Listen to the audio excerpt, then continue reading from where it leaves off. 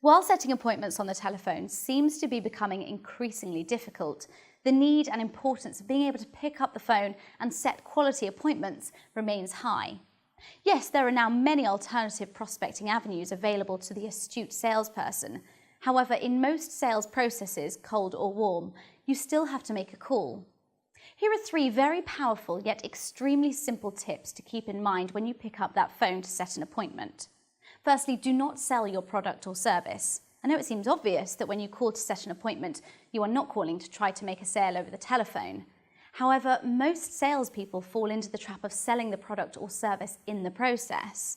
While attempting to set an appointment, the prospect objects. The problem is that usually the objection is a buying objection. The prospect says something like, "I can't afford your product or service right now," or "I'm happy with my current supplier," or something of that sort.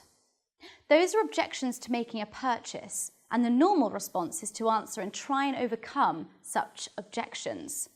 When this happens, the prospect is objecting to buying and the salesperson is trying to close. Think about that. Why on earth are you trying to close the sale at this stage of the sales process?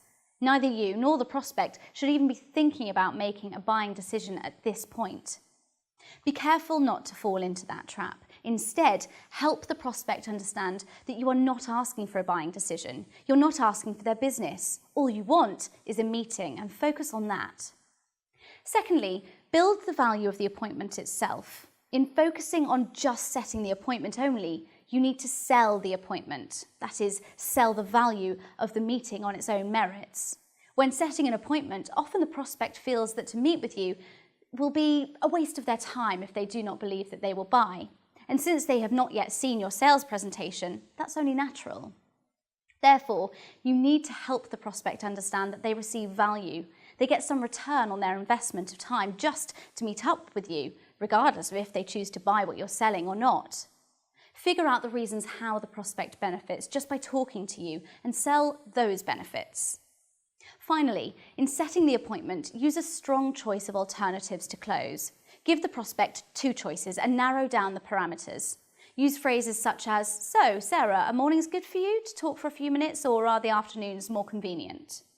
Or, "Paul, I can meet with you next Thursday sometime, or would a Monday be better?" Don't try to sell the product or service, just sell the appointment. Build the value of that appointment on its own merits. Use the old but reliable alternative choice close, and you will set more appointments.